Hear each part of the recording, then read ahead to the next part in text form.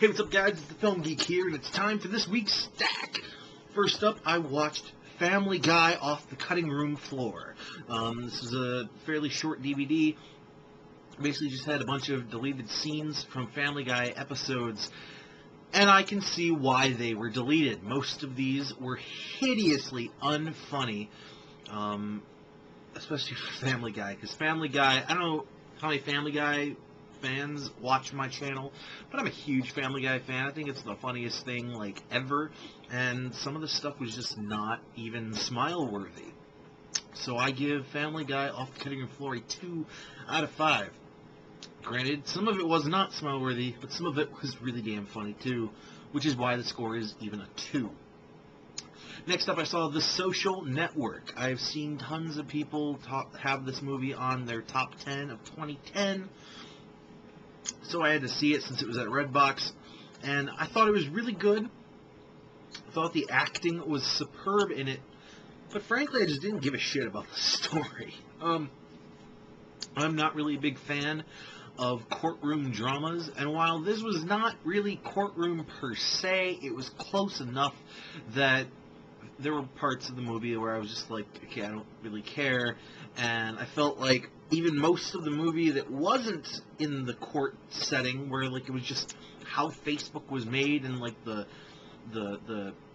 underhanded stuff that was going on back and forth, just didn't really interest me. It was entertaining, yes. It was good acting, yes. But all in all, I just didn't care. But the acting and the story and the cinematography and everything else was still good enough for me to give this movie a 4 out of 5. But I don't think that, even if I would have seen it in 2010, I still don't think it would have made my top 10 list. Next up, I saw All the King's Men, which was the 1949 Best Picture winner. This movie was kind of dull and dumb.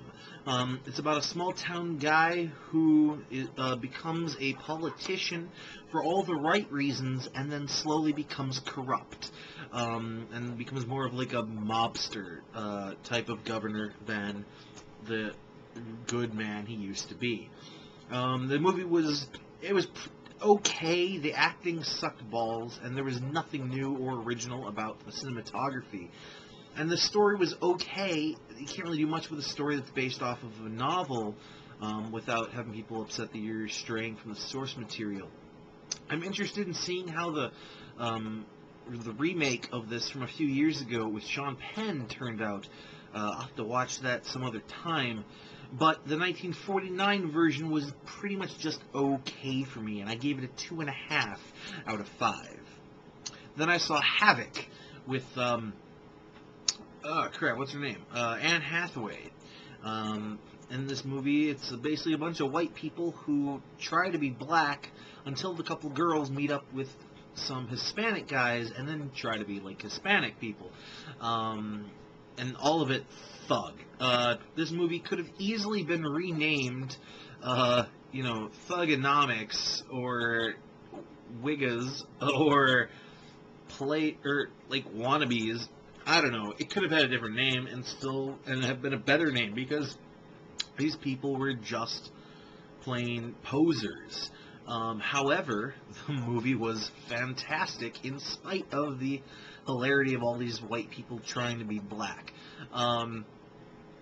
The acting was amazing. The girls in this movie were both good at acting and damn good looking. The story was powerful. It had some great editing to it, some really cool cinematography. Everything about this movie rocked my socks off, including the soundtrack. I give Havoc a perfect 5 out of 5 rating, because it just blew my mind. It was great. I was expecting a piece of shit that just happened to have Anne Hathaway's breasts in it, and I got so much more. I definitely say you should check out Havoc, because I give it a 5 out of 5. And finally, I saw SuicideGirls Must Die.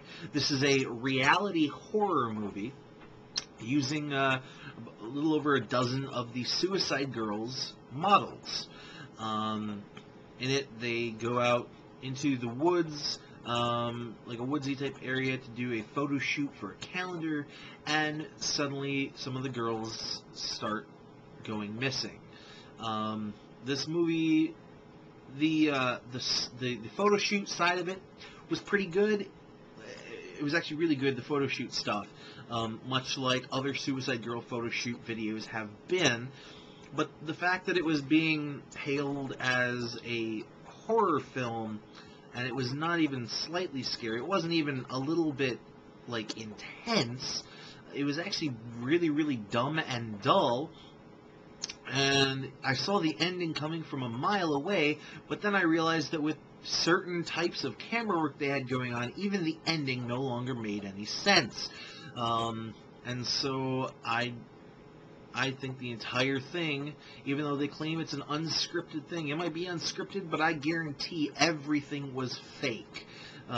Even though they, like, it was basically they played it off as, well, I'm not going to tell you what they played it off as, but basically the way they played it off still doesn't work when you realize some of the types of camera angles that they are doing.